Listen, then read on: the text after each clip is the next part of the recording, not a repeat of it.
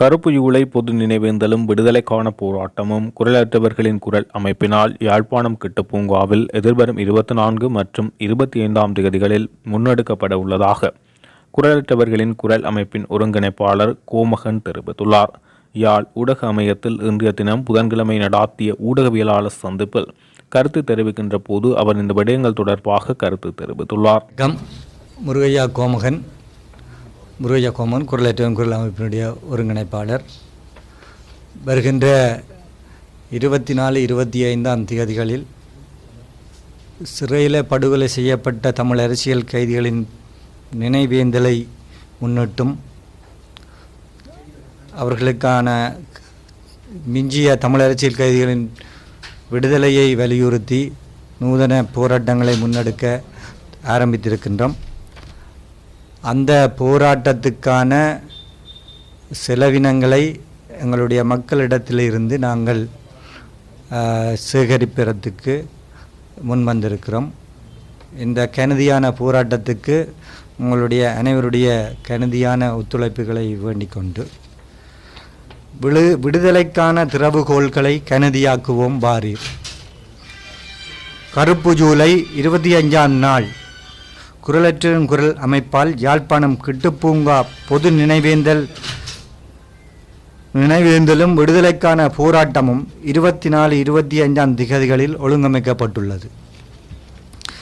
இதுவரை காலமும் இலங்கையின் கொடூர சிறைச்சாலைகளுக்குள் நயவஞ்சமாக படுகொலை செய்யப்பட்ட தமிழ் அரசியல் கைதிகளுக்கான நீதி நியாயத்தை கோருகின்ற பொது நினைவேந்தலும் 30 ஆண்டுகள் கடந்தும் விடுதலையின்றி சிறைகளுக்குள் வாடிக்கொண்டிருக்கின்ற தமிழ் அரசியல் கைதிகளின் விடுதலையை வலியுறுத்திய நூதன கவனஈர்ப்பு போராட்டமும் குடிமக்களது ஒத்துழைப்புடன் முன்னெடுக்கப்பட உள்ளது. இவ்வாறான அறப்பணிகளை தொடர்ந்தேர்ச்சியாக மேற்கொள்ளும் பட்சத்திலேயே சமூகத்தின் பெயரில் சிறைபாடும் எமது உறவுகளான தமிழ் அரசியல் கைதிகளுக்கு நீதி நியாயமும் விடுதலையும் கிடைக்கப்பெறும் எனும் நிலைமை ஏற்பட்டுள்ளது. மனித நேயம் கொண்ட நல்லுள்ளங்கள் ஒருங்கிணைந்து முன்னெடுப்புகளை மேலும் வலுப்படுத்தக்கூடிய வகையிலான உதவிகளை விடுதலைக்கான திறவுகோள்களை கனதியாக்குவோம் என்கின்ற உண்டியல் திட்டத்தின் ஊடாக மனமுவந்து நல்க வேண்டுமென அன்பு உரிமையோடு வேண்டி நிற்கின்றோம். இந்த பொதுவழி கவனஈர்ப்பு போராட்டத்தில் இன மத மொழி கடந்து வயது பால் வேறுபாடின்றி கட்சி பேதங்களுக்கு அப்பால் ஒன்றிணைவோம். சமூக நீதி சமூக நியாயத்துவம் விடுதலை பயணம் நோக்கிய செயற்பாடுகளை பலப்படுத்தி முன்னகர்வோம். நல்லெண்ணமும் கருணை உள்ளமும் கொண்ட அனைவரும் சிரமம் பாராது வந்து கலந்து கொள்வதன் மூலமே இலங்கை அரசுக்கும் சர்வதேசத்திற்கும் ஒரு திரட்சிமிகு அழுத்தத்தை கொடுத்து அன்புக்குரிய எமது சிறையுறவுகளை உயிர்ப்புடன் விடுவிக்க முடியும். அனைவரும் ஒன்றிணைந்து குரல் கொடுத்து உறவுகளை சிறை மீட்போம் வாரீர் என குரலற்றவர்களின் குரல் அமைப்பாகிய நாம் எமது மக்களை நோக்கி உரிமையோடு அழைப்பு விடுக்கின்றோம். கரைச்சி பிரதேச செயலாளர் பிரிவுக்குட்பட்ட பகுதிகளுக்கான அபிவிருத்தி குழு கூட்டம் கரைச்சி பிரதேச செயலாளர் முகுந்தன் தலைமையில் நடைபெற்றது. இதன்போது கிளிநொச்சி மாவட்ட ஒருங்கிணைப்பு குழு தலைவர் ராமலிங்கம் சந்துசேகரன் அவர்களும் பாராளுமன்ற உறுப்பினர் சிவஞானம் ஸ்ரீதரன், கரைச்சி பிரதேச சபையின் தவிசாளர் அருணாசலம் வேளமாலிகதன், பிரதேச சபையின் உறுப்பினர்கள், போலீசார் மற்றும் இராணுவத்தினர், அரசு திணைக்களங்களின் அதிகாரிகள், கிராம சேவையாளர்கள், விவசாயிகள், பொதுமக்கள் என பலரும் கலந்து கொண்டனர்.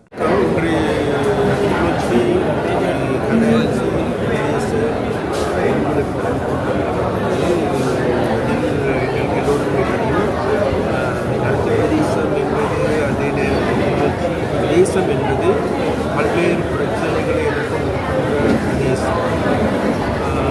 அது மாத்திரமல்ல, இதற்கு முன்னர் இடம்பெறவில்லை. அதனால் மக்களும் உழைப்பு வருகிறார்கள். மக்களுடைய பிரச்சனைகள் நிறைய பிரச்சனைகள் இருந்தன. இருந்தபோதும் உண்மையான மக்களுடைய பிரச்சனைகளை கேட்டு அறிந்து தீர்த்து கொள்வதற்கான நேரம் கூடவில்லை. அதன் காரணமாக நாங்கள் முன்னெடுக்கப்பட்ட அல்லது இந்த நிகழ்ச்சி நிரலுக்கு ஏற்ப இவைகளில் ஊரடங்கு முடிவு. அப்போ அந்த முடிவுகளின் அடிப்படையில் விசேடமாக வந்த பிரச்சனைகள் உண்டான பிரச்சனைகள் விசேட முக்கியமாக இருக்கின்ற மக்கள் குடிநீர் பிரச்சனை இருக்கு. அப்போ அது மாத்திரமல்ல வெள்ள காலத்தில் வெள்ளப்பெருக்கு ஏற்படுவதன் காரணமாக பிரச்சனைகள் இருக்கு. அப்போ அந்த பிரச்சனைகளுக்கு உரிய நிறுவனங்களுக்கு உரிய அதிகாரிகளுக்கு அறிவித்து அதற்கான தீர்வுகளை ஓரளவு பெற்றுக்கொள்ள முடியும் என்று நம்பிக்கை ஏற்படுது. அதற்கான ஒரு சில முடிவுகளையும் நாங்கள் எடுக்கப்பட்டது. அதே போன்று தொடர்ச்சியாக இருக்கின்ற பிரச்சனை தான் உண்மையிலே எங்களுக்கு சொந்தமான காரணங்கள். இன்றைக்கு வனவள திணைக்களத்தின் கீழ் கட்டுப்பாட்டின் கீழ் இருக்கின்ற 1000 ஏக்கர் காணிகள் இன்றைக்கு அவர்கள் அபகரித்த வண்ணம் இருக்கிறார்கள். பொதுவாகவே மக்கள் முன்னர் அந்த பிரதேசங்கள் தங்களுடைய விவசாய உற்பத்திகள் பயன்படுத்தப்பட்ட அதே போன்று வயல்வெளிகளுக்கு பயன்படுத்தப்பட்ட இடங்கள் காணிகள் இன்றைக்கு காடுகளாக மாற்றப்பட்டிருக்கிறது. அந்த காடுகளாக மாற்றப்பட்டதன் காரணமாக மக்களுக்கான காணிகள் இல்லாத ஒரு நிலை இன்றைக்கு கிளிநொச்சி மாவட்டத்துக்கு ஏற்பட்டது. அதனால் நாங்கள் கூடிய சீக்கிரம் இந்த வனவள திணைக்களத்தின் கீழ் இருக்கின்ற ஆயிரக்கணக்கான ஏக்கர் காணிகளை நீல கிளிநொச்சி மாவட்டத்திற்கு எடுப்பதற்கான நடவடிக்கைகளுக்கு முன்மொழிவுகள் வரப்பட்டன. அதே போன்று நிச்சயமாக அதற்கான நடவடிக்கைகளும் இன்றைக்கு நாங்கள் ஆரம்பித்திருக்கிறோம். அதே போன்று எங்களுக்கு எல்லோருக்குமே தெரியும், தொடர்ச்சியாக கிளிநொச்சி மாவட்டத்தில் வாழ்கின்ற மக்கள் முகம் கெடுக்கின்ற பிரச்சனைகள் இன்னொரு பிரச்சனை தான் எழுதுமில்லை. அதாவது எங்களுடைய காணிகளில் இன்னமும் இராணுவம் அகலவில்லை. அது மாத்திரமல்ல, இராணுவம் இன்னமும் ஆயிரக்கணக்கான ஏக்கர் காணிகள் சுத்திகரித்த வண்ணம். அது மாத்திரமல்ல, இராணுவ கேம்புகள் இருக்கின்ற இடங்களில் மாத்திரமல்ல, சிறிய சிறிய காணிகளையும் கூட வசப்படுத்தி கொண்டிருக்கின்றதையும் காணக்கூடியதாக இருக்கின்றது. அதே போன்று இராணுவத்தால் விடப்பட்ட காணிகளையும் கூட இன்றைக்கு முழுமையாக டிஎஸ்இடமோ அல்லது ஜிஏடமோ ஒப்படைப்பதற்கான நடவடிக்கைகள் எடுக்கப்படாத குறைபாடுகள் இந்த ஒருங்கிணைப்பு குழு கூட்டத்தின் மூலமாக தெரிந்து கொள்வதற்கு முடியுமாக இருந்தது. அதே போன்று இன்றைக்கு விவசாயிகள் முகம் கொடுக்கின்ற பிரச்சனையும் ஒரு பாரதூரமான பிரச்சனையாக இருக்கின்றது. அப்போ அவ்வாறான பிரச்சனைகள் அனைத்தையும் கருத்தில் கொண்டு இன்றைக்கு இந்த ஒருங்கிணைப்பு கூட்டத்தின் மூலமாக பல்வேறு முடிவுகளுக்கு வரப்பட்டது. அந்த முடிவுகளில் ஒன்றுதான் விஷேடமாக இன்றைக்கு இந்த வீதிகள் புனரமைக்கின்ற வேலை. அப்போ அந்த வேலைகளை முன்னெடுப்பதற்கு இன்றைக்கு எங்களுக்கு தெரியும், வீதி அபிவிருத்தி அதிகார சபை இருக்கின்றது. அதே போன்று மாகாணத்தில் இருக்கின்ற வீதி அதிகார சபை இருக்கின்றது. இவர்கள் உடைய நடவடிக்கைகள் சம்பந்தமாக இன்னமும் கூட கொழும்புக்கும் இங்கு இருக்கின்ற கிளிநொச்சிக்கும் இடையிலான நல்ல முறையில் கம்யூனிகேஷன், நல்ல முறையில் தொடர்பாடல் இடம்பெறுகின்றதா, இங்கிருக்கின்ற தகவல்கள் சரியான முறையில் அங்கு செல்கின்றதா, இங்கிருக்கின்ற தகவல்களுக்கு ஏற்ப இங்கிருக்கின்ற நிலைமைகளுக்கு ஏற்ப அதற்கான திட்டங்கள் முன்மொழியப்படுகின்றதா, முன்னெடுக்கப்படுகின்றதா என்ற கேள்விக்குறி ஒன்று இன்றைக்கு இந்த கூட்டத்திலிருந்து எங்களுக்கு காணக்கூடியதாக இருக்கின்றது. அதனால் நாங்கள் எங்களுடைய பக்கம் இருந்து இவைகள் தொடர்பாக உரிய அதிகாரிகளுக்கு, உரிய அமைச்சுக்களுக்கு இவைகளை தெளிவுபடுத்துகின்ற வேலையை முன்னெடுப்பதற்கு நாங்கள் தீர்மானித்திருக்கின்றோம். அதே போன்ற விஷயமாக இந்த நீர் பிரச்சனை என்பது ஒரு பூதகரமான பிரச்சனையாக இருக்கின்றது. அவ்வாறு நீர் வழங்கப்படுகின்ற பொழுது பல்வேறு சட்ட ரீதியான சட்டவிரோதமான நடவடிக்கைகளையும் காணக்கூடியதாக இருக்கின்றது. அவைகளையும் நாங்கள் இதில் கவனத்தில் கொண்டோம். அதே போன்று இன்றைக்கு ரயில்வே கடவைகள் சம்பந்தமான பிரச்சனை தொடர்ச்சியாக இருக்கின்ற பிரச்சனை, அதில் பல்வேறு உயிரிழப்புகளையும் சந்தித்த மாவட்டம் இந்த மாவட்டம். அப்போ அந்த மாவட்டத்தில் இருந்து அவைகளை அதிலிருந்து ஓரளவாவது மீட்பதற்கான நடவடிக்கைகளை எடுப்பதற்கான முன்மொழிவுகள் வைக்கப்பட்டது. இருந்த போதிலும் கூட அதில் பல்வேறு மக்களுக்கிடையிலான ஒரு தெளிவின்மை காரணமாகவும் ஏற்படுகின்ற பிரச்சனை இருக்கின்றது. அதனால் மக்களை தெளிவுபடுத்துகின்ற வேலைகளையும் முன்னெடுக்க வேண்டியிருக்கின்றது.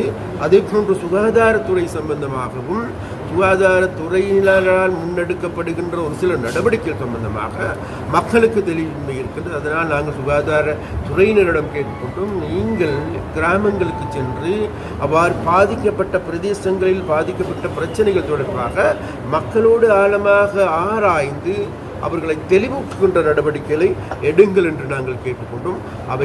அவை அவற்றையும் கூடுதலான கவனத்தை செலுத்துவதற்கு முன் வந்திருக்கின்றார்கள். அதே போன்று கல்வி தொடர்பான விஷயம் எடுத்துக்கொண்டால் கல்வி இம்முறை எங்களுடைய வடக்கு மாகாணம் 9வது நிலைக்கு தள்ளப்பட்டவர்களாக இருக்கிறோம். அப்போ அதன் பொழுதுக்கு உண்மையிலேயே எங்களுக்கு தெரிகின்றது கிளிநொச்சி மாவட்டத்தில் பல்வேறு நெருக்கடிகள் இருக்கின்றது. வறுமை நிலை கூடிய மக்கள் இருக்கின்றார்கள். வறுமை நிலை கூடிய நிலைமையின் காரணமாக இன்றைக்கு கூடுதலான குற்றச்செயல்கள் இடம்பெறுகின்ற மாவட்டமாக மாறியிருக்கின்றது.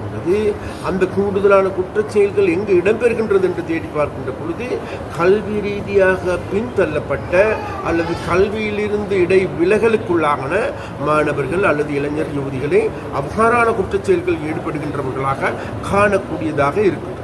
அதனால் அவைகளை கணக்கில் கொண்டு விசேடமாக எங்களுடைய அரசாங்கத்தின் கீழ் முன்னெடுக்கப்படுகின்ற கிளீன் ஸ்ரீலங்கா வேலை திட்டத்தையும் அதே போன்று வறுமை ஒழிப்பு வேலை திட்டத்தையும் அதே போன்று டிஜிட்டல் மயமாக்கல் வேலை திட்டத்தையும் ஒருங்கிணைந்து முன்னெடுப்பதற்கும் வறுமை நிலையில் இருக்கின்ற கிராமங்களை மேலே உயர்த்துவதற்கான வேலை திட்டம் வேகமாக முன்னெடுக்கப்பட்டு வருகின்றது. அதனால் இம்முறை நாங்கள் எதிர்பார்க்கின்றோம், நாங்கள் ஒதுக்கீடு செய்திருக்கின்றோம் $13 பில்லியன் ரூபாய் நாட்தழுவிய ரீதியாக ஒதுக்கீடு செய்யப்பட்டிருக்கிறது. அந்த பணங்கள் அனைத்தையுமே எப்படியாவது நாங்கள் செலவழிக்க வேண்டிய தேவை இருக்கின்றது. அவ்வாறு செலவழிப்பதன் மூலமாக அந்த கிராமங்களை கட்டியெழுப்புவதன் மூலமாகவே நாட்டினுடைய முன்னேற்றத்தையும் மக்களுடைய அபிவிருத்தியும் காணக்கூடியதாக இருக்கும். அது மாத்திரமல்ல, இப்பொழுது வேகமாக முதலீட்டாளர்கள் வருகை தந்த வண்ணம் இருக்கின்றார்கள். அந்த வருகை தருகின்றவர்களுக்கு அவர்கள் கேட்கின்ற காணி அல்லது இங்கு இருக்கின்ற மக்களுக்கு உதவி செய்வதற்கான தேவைகள் அவர்களுக்கு இருக்கின்றது. அந்த தேவைகள் எல்லாத்தையும் கருத்தில் கொண்டு நிச்சயமாக நாங்கள் இந்த உரையாடலை இந்த நடவடிக்கைகளை மேலும் துரிதப்படுத்துவதற்கும் மேலும் விரிவுபடுத்துவதற்கும் ஏதுவான நடவடிக்கைகளை எடுக்க வேண்டும் என நாங்கள் எதிர்பார்த்திருக்கோம். அமெரிக்காவில் 44% வரி விதிப்பு வந்திருக்கு. அது இப்போ 30% குறைவடைஞ்சிருக்கு. இது அவங்க சொல்கிற காரணம், எதிர்கட்சிகள் சொல்கிற காரணம் ஆங்கில புலமையிலுமே மற்ற தொடர்பாடல் இதுகள் இல்லாததால தான் இப்படியான வரி விதிப்பு வந்ததுன்னு சொல்லுது. அப்போ அது தொடர்பாக கூட கருத்து. ஒரு உண்மை இருக்குது, இன்றைக்கு எதிர்கட்சிகளுக்கு வேறு வேலை கிடையாது தான். இன்றைக்கு எதிர்கட்சிகளுக்கு இன்றைக்கு உங்களுக்கு எல்லோருக்கும் தெரியும், கடந்த பொது தேர்தல் எடுத்துக்கொண்டால் சார், பொது தேர்தலுக்கு முதல்ல என்ன சொன்னாங்க, இந்த நாட்டில் என்பிபிக்கு ராஜதந்திரம் தெரியாது, பொருளாதாரம் தெரியாது, நிர்வாகம் தெரியாது, நிர்வாகத்துக்கான அனுபவம் இல்லை, அதன் காரணமாக இவர்களால் நாட்டை முன்கொண்டு செல்ல முடியாது, ஐஎம்எஃப்போடு செல்ல முடியாது, ஐஎம்எஃப்போடு பிரச்சனை வரப்போகின்றது, அதனால் இவர்களுக்கு நீண்ட நாளைக்கு ஓடாது.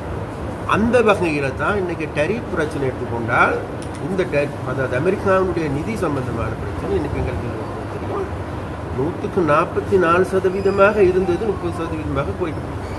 இது எங்களுடைய நாட்டு, எங்களுடைய எல்லை, எங்களுடைய வலயத்துள்ளுக்கு நாங்கள் பிராந்தியத்துள்ளுக்கு எதிர்பார்க்கும் பொழுது நாங்கள் தான் இன்றைக்கு 1வது ஸ்தானத்தில் இருக்கோம். அந்த வகையில் நாங்கள் திருப்திப்பட வேண்டும் என்பது அல்ல. இன்னைக்கு நாளைக்கு இன்றைக்கு எங்களுடைய பிரதி நிதி அமைச்சர் அர்ச்சன நாணயக்கார் அவர்களும் அதே போன்று அனில் ஜெயந்த் அவர்களும் இன்றைக்கு வாஷிங்டன் போகிறாங்க. கடந்த காலங்களில் நாங்கள் தொடர்ச்சியாக போகணும், தொடர்ச்சியாக பேசணும், தொடர்ச்சியாக பேசுனதனுடைய விளைவு தான் இன்றைக்கு இந்த நிலைமை.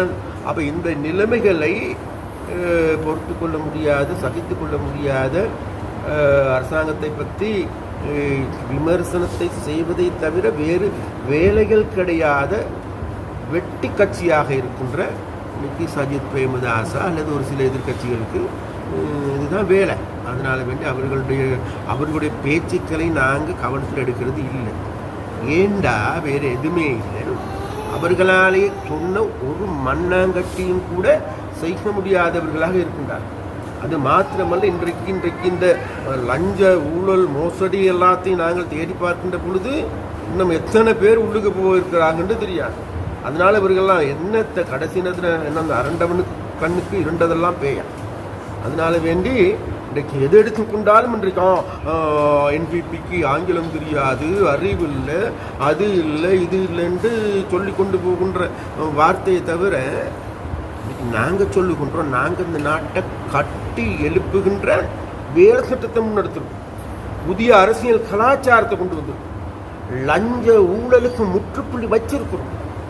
நீங்கள்லாம் இந்த எதிர்கட்சிக்காரர்கள்லாம் சேர்ந்து கொள்ளையடிச்ச நாடு. சஜித் பிரேமதாசா, ரணில், மைத்ரி, ராஜபக்சாக்கள் எல்லாமே சூறையாடிய நாடு. இன்றைக்கு அந்த சூறையாடி அவர்களை தேடி வேட்டையாடுகின்ற பொழுது இன்றைக்கு அந்த நரி குஞ்சுகள் என்ன ஊழையிடுவது தவிர்க்க முடியாது. அந்த ஊழையினுடைய வெளிப்பாடு தான் இந்த எதிர்கட்சிகளுடைய செயல்பாடு. இந்திய மீனவர்கள் அர்த்தம் சொல்லவில்லை. இது நமக்கு எல்லாருக்கும் தெரியும். ஊடகவியலாளரான உங்களுக்கும் கூட நன்றாக தெரியும். இது இலகுவான பிரச்சனை இல்லை என்பதும் தெரியும். இருந்த போதிலும் கூட நேற்று முதல் நானும் கூட நான் இந்திய தூதுவரை சந்தித்த பொழுது நாங்கள் இந்த பிரச்சனை தொடர்பாக மிகவும் தெளிவாக நாங்கள் எங்களுடைய நிலைப்பாட்டில் இருக்கின்றோம். இருந்த போதிலும் கூட அவர்களும் கூட சொல்லுகின்றார்கள். என்னிடம் சந்தோஷ் ஜா அவர்கள் நேரடியாக சொன்னவங்க தான் நாங்கள் வேகமாக இன்றைக்கு ஆழ்கடலை நோக்கி எங்களுடைய மீனவர்களை அனுப்புவதற்கான நடவடிக்கைகள் எடுத்திருக்கணும். அதனால் எதிர்வரும் காலங்களில் இவைகள் மேலும் குறைவதற்கான அறிகுறியே இன்றைக்கு இருக்கின்றது என்று என்னிடம் கூட குறிப்பிட்டார்கள். அந்த வகையில் எங்கட பக்கத்தில் இருந்து உண்மையிலே எங்களுடைய கடற்படையினுடைய நடவடிக்கைகள் அதிகரித்திருக்கின்றோம். அதே போன்று நாங்கள் மீண்டும் ஒன்றை சொல்ல வேண்டும். இந்த பிரச்சனை என்பது இந்திய தமிழ்நாட்டில் இருக்கின்ற ஒரு சில மீனவர்களுக்கு இடையிலான பிரச்சனையை தவிர ஒட்டுமொத்த தமிழ்நாட்டு மீனவர்களுடைய பிரச்சனை அல்ல. இந்திய மத்திய அரசாங்கத்தினுடைய பிரச்சனை அல்ல. இந்திய மத்திய அரசாங்கமும் சரி, இந்திய தமிழ்நாட்டு அரசாங்கமும் சரி, இன்றைக்கு இழுவை மடி படகுகள் சம்பந்தமான தீர்க்கமான தடை செய்ய வேண்டும் என முடிவுகளை எடுத்திருக்கிறார். அந்த வகையில் நாங்கள் எங்களுடைய நடவடிக்கைகளை தொடர்கின்ற பொழுது நிச்சயமாக நாங்கள் பார்க்கின்றோம். நிச்சயமாக இது முன்னரை விட கட்டுப்படுத்தி இருக்கின்றோம் என்று நினைக்கின்றோம். முன்னரை விட அவர்கள் வருவது குறைந்திருக்கின்றது தெரிகின்றது. முன்னரை விட வருவார்களாக இருந்த முன்னரை விட கூடுதலாக கைது செய்யப்படுவதையும் தவிர்க்க முடியாது என்பது இந்த இடத்தில் நாங்கள் சொல்லிக்கொள்ள வேண்டும்.